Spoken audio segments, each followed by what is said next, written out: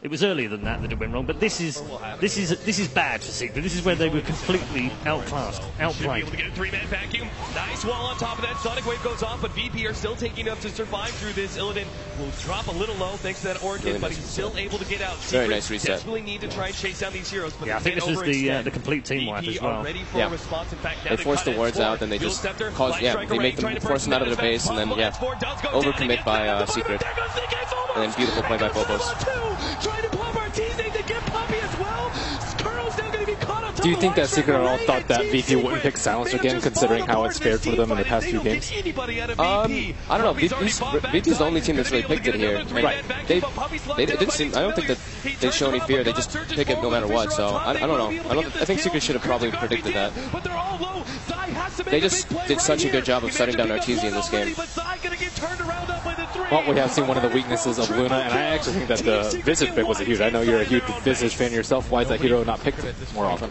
I mean, it depends on really the player. If you really enjoy playing it, and if you know, it's like your niche pick, and that's really what Lil loves to play. We see him play it all the time, and he plays it phenomenal. There was a nice little stat in the middle of that game. I don't know how relevant this is, but Crimson Guard on Puppey, apparently he's never lost a game when he's used Crimson Guard on Enigma, but strike that one off the records. Yeah. That one's gone. His build-up was interesting, though. He went, he rushed Glimmer Cape, I think it was, and then, or no, he went the Vanguard first, right? And then into the Glimmer?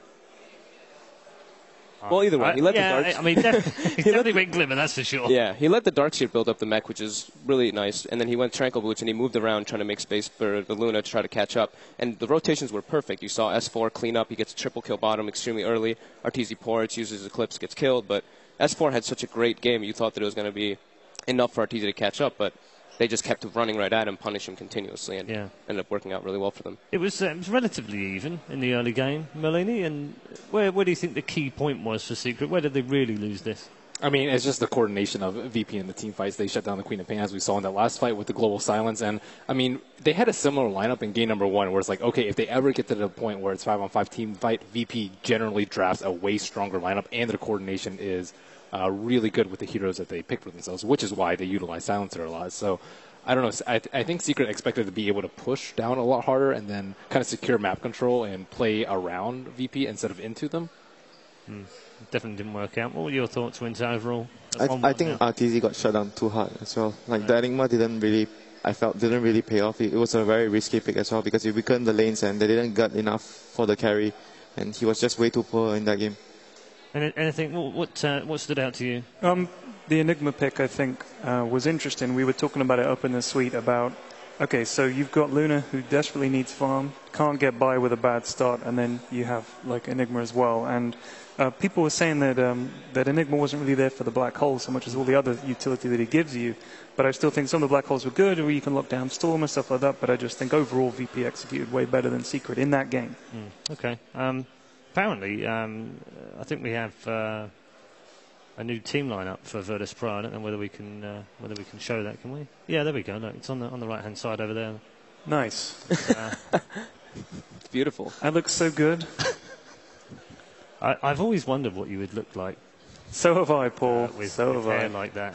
It's gorgeous, frankly, Ted. Well, dreams.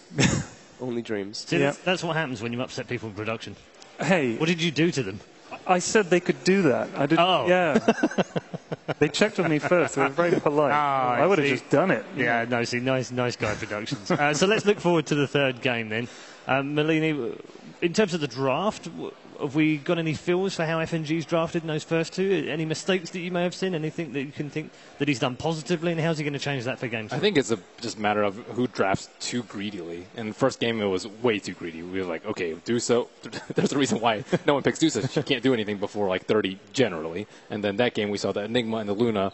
And again, a lot of times we just see teams trade farm for farm, and Secret's used to maybe opponents not trying to contest that. But, I mean, VP did a very good job of shutting down RTZ. Okay, Fogged, from your point of view, what have Secret got to do? Just secure RTZ's farm, just help S4 as well, but for the most part, it's securing RTZ's farm. Usually when they have a jungler, he moves around more and RTZ gets into the jungle and is able to farm and catch up when he has a little bit of a hard start. Play off him more than anything else. Yeah. How big a player is he, from your point of view? What was that? How important a player and how big a player is he for you? Oh, it's very important, honestly, yeah. He really needs to... he's a snowball player, and if he gets the snowball in the start, he will be able to take control of the game by himself. Okay, well, the players are ready to come back out into the arena and are apparently heading there right now for Game 3. Here come Team Secret and their opponents. Virtus Pro, this is effectively a best of 1. Winner takes all, claims a place in the top 6, and the losers are done for another 12 months. Techies? Massive game. Techies? Techies? I mean, this is the stage. This is the time. You've got one game. You've got to do it. If you've got a strap, pull it out. There's no point waiting. Level 1 Roche? Level 1 Roche. We got them all. Yeah.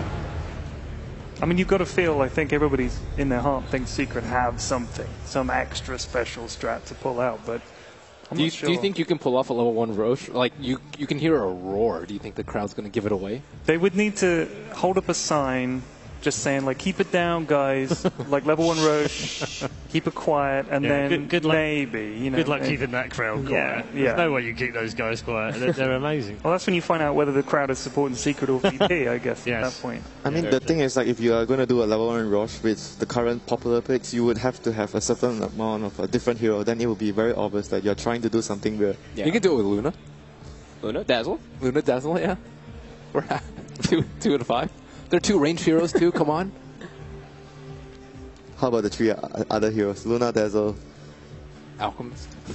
Yeah, that would be obvious, right? I sense some disturbance over on Team M right now. There's some backwards and forwards going on. You're maybe not gelled as much as you were earlier. I mean, it's healthy discussion. Oh, is that what it's called? Okay, healthy discussion. Well, let's healthily discuss the next game in terms of VP's chances, because we've written them off a number of times in this tournament, and they always seem to come bouncing back. That's got to help them in this third game and make them believe they can actually win this match.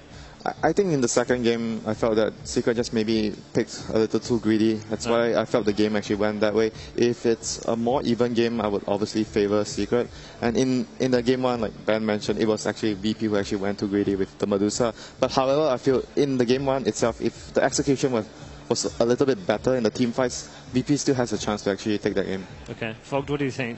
Well, normally when I'm watching VP, when I see G start struggling a bit, they tend to kind of fall apart a bit, because he's like their S4 in a kind of way. He's the playmaker. He starts making things happen, while Illidan just kind of does his own thing in the back and comes out, and it's like, oh my god, Illidan is massive. Like, what happened? So I would say that they secure G, and as long as he has a great game, they're going to be able to. Yeah, and we saw that in game 2, didn't we? He really kind of snowballed towards the end of the game, just started wrecking everything in front of him. Yeah. What do you think, Ted?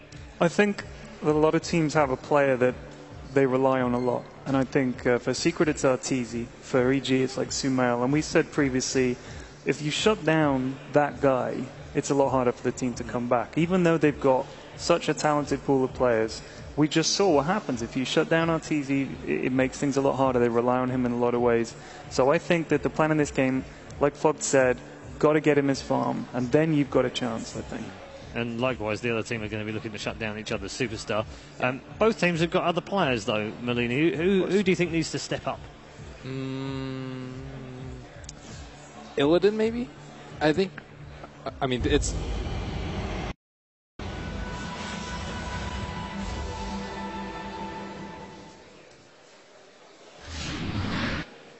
Virtus Pro versus Team Secret. Game 3. Indeed it is. Game 3. Team Secret on the verge of either going through or going home. They've been here before already, and so have their opponents, Virtus Pro. Let's get into the Game 3's draft. Oh, first pick Lina. Oh my, that's surprising. Wonder if Tusk will make an appearance. Same draft as last game. How do we feel about Queen of Pain? Is she still first pick? Is she second phase? Is she situational? I think the cooldown of the ultimate is starting to feel like it's going to be a bit of a problem when teams are playing so aggressive. Like you can't have the ultimate all the time, and there's going to be one crucial fight where you don't have the wave and you just lose the tower because of that. I completely agree with that as well. I think you can probably wait to picking it up in the second. Have everybody really been banning it like third, fourth? I feel like they kind of notice what combos teams are picking in the first two, and they ban out combo type heroes in the third, fourth. So I think you can save the Queen of Pain for third or fourth pick for sure. We have Darks here again. No shocker. Very popular on the main stage. Not really. Was he seen too much on the group stages? Not so much. Complexity picked him a lot. Complexity did. but not too many other teams. With like Bounty Hunter, though, they did it a few times with Bounty Hunter, Spirit Breaker. Yeah. I think the reason he's thriving well in the current meta is mostly because there's only 2 heroes on the safe lane, and Darkseer really excels at dealing against 2. There was back then when Darkseer started falling off because teams were regularly doing 3 heroes on the safe lane, and Darkseer just couldn't do anything against that. And also, it seems like, well, not all the time, but most of the time, teams are picking like a bit of a lack of stun, and Darkseer really excels, you know, being able to just run away in the off lane. Yeah, I guess it's mostly just the support pool moving into a much more different direction. That's why it allowed Darkseer to come back in. Vacuum just, of course, all this is so much team fight, like we've all been saying. There's constant team fights, and Vacuum is just so powerful. So Ice Frogs should definitely add like 10 or 15 more seconds in Vacuum. What do you guys think about it? It's been a few patches since Vacuum was messed with, that's true. So we got the Kuro Rubik. Really nice. I love the Rubik, like when Lina's first pick, because obviously, you know, interrupting the combo and all that, and being able to steal very good spells. I mean, in general, the support, like a support like Rubik doesn't reveal anything as well. Yep. So if you have not a clear idea where you're going, Rubik is just a good pick in general to conceal what you have in your mind. And Kuroki Rubik. Yeah, that's a huge plus. Yeah. So they're going to remove the silencer. Do you think it suggests that they're going to want to go for something that the silencer specifically counters, or do you think that it's just, oh, we don't want to play against this hero? I think it's more the latter. Yeah, I could agree. And they already have like Earthshaker and Lina. Pretty wombo combo either with Silencer. You can just initiate the fight and be pretty safe, even if you're like, oh god, we messed up. All right, reset. Silencer's good to back us up if Lina gets the combo interrupted. So VP actually removes the TA. Do you think there's any specific reasoning behind this, or it's just dire? It's more likely that they're going to run Lina mid, I would say, is one of the main reasons. Aside from that, I mean, I guess VP actually really run it anywhere, right? I mean, Lina doesn't struggle against TA. They could be looking at a Shadow Fiend, maybe, right? Hasn't been banned. Hasn't been banned. Mech Carrier, G's pretty solid at the hero overall.